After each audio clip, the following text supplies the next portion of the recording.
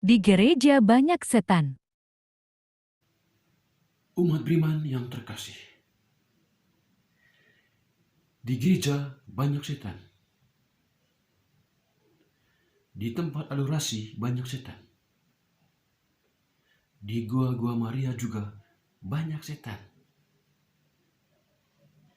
Mengapa saya katakan di gereja banyak setan? Karena setan itu adalah musuh Tuhan. Setan ingin agar manusia tidak mau mengikuti Tuhan. Setan selalu mengganggu manusia yang ingin membangun interaksi dan komunikasi yang baik dengan Tuhan. Maka ketika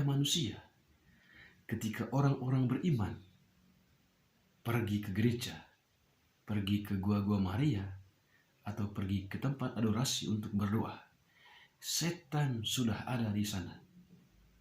Mereka datang untuk menggoda manusia, untuk mengganggu manusia, supaya mereka tidak berdoa, supaya mereka tidak berkomunikasi dengan Tuhan, supaya mereka tidak menimba kekuatan baru, inspirasi baru dari Tuhan. Ya, lalu bagaimana caranya setan bekerja atas diri manusia di gereja? Ya, caranya setan tinggal di telinga manusia, mengganggu telinga manusia, sehingga ketika firman dibacakan, manusia tidak mendengarkan dengan baik firman yang dibacakan itu. Ketika imam, romo, atau pater berkhotbah atau membawakan renungan, setan tinggal di telinga manusia, mengganggunya supaya tidak mendengarkan khotbah yang disampaikan. Setan juga tinggal di mata manusia, sehingga ketika imam yang adalah wakil Kristus mempersembahkan misa di gereja, mata manusia diganggu oleh setan sehingga tidak memperhatikan imam dengan baik dan melihat gerak-gerik imam sebagai sesuatu yang mengganggu. Kalau imam tertawa, mereka anggap itu sebagai sesuatu yang tidak baik. Gerak-gerik imam mereka pantau, mereka lihat, dan menganggap itu sebagai gerakan-gerakan yang tidak berkenan. Jadi muncul pikiran negatif, ya, karena melihat gerakan imam. Dan setan berusaha supaya mata manusia selalu terarah kepada hal-hal yang buruk, selalu berpikir negatif tentang imam yang mempersembahkan Ekaristi. Setan juga bekerja pada bagian-bagian lain dalam tubuh manusia. Misalnya membuat manusia atau umat beriman tidak betah untuk duduk di dalam gereja. Sehingga kalau ada orang-orang yang keluar masuk ke gereja pada saat sedang berlangsungnya perayaan Ekaristi, di sana setan menang. Setan telah berhasil membuat manusia tidak betah untuk duduk di dalam gereja, untuk serius, untuk sungguh-sungguh berdoa dari hati. Ya, tinggal saudara-saudara sekalian rasakan, apakah pernah mengalami hal seperti itu? Ya, kalau pernah mengalami seperti itu, ya di sanalah Anda telah digoda oleh setan, telah diganggu oleh setan melalui panca indera yang Bapak Ibu miliki, yang saudara-saudara miliki.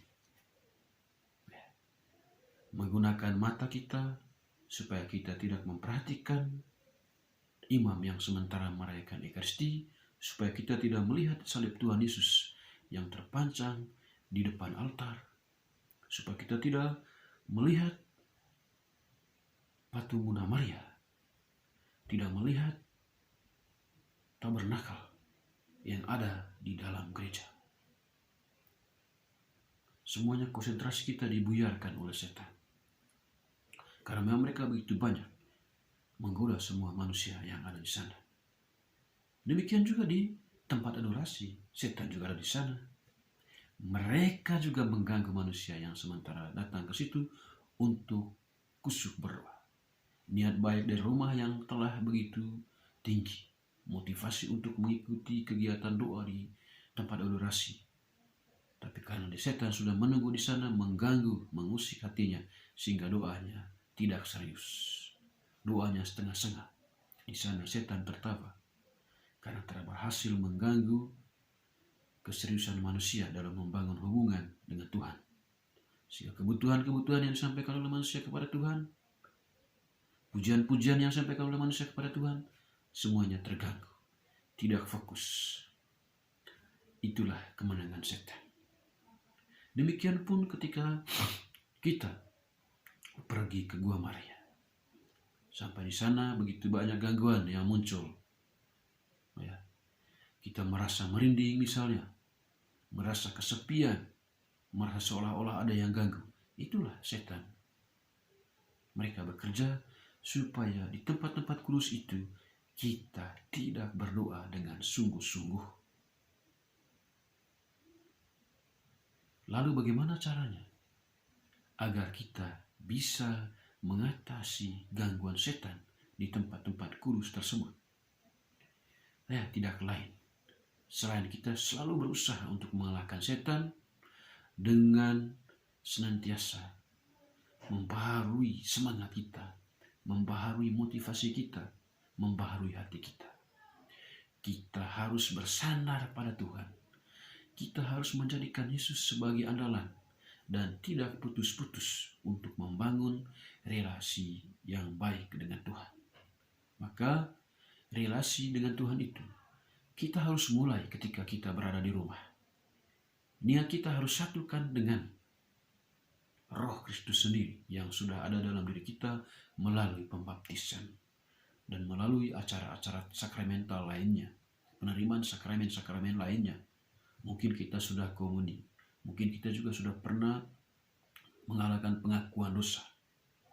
Tuhan sebenarnya sudah dalam diri kita. Tinggal bagaimana kita bekerja sama dengan Roh Tuhan yang sudah dalam diri kita itu, senantiasa kita baharui kebersamaan kita dengan Tuhan melalui hati nurani kita, melalui seluruh diri kita. Maka ketika ke gereja perlu persiapan batin yang baik.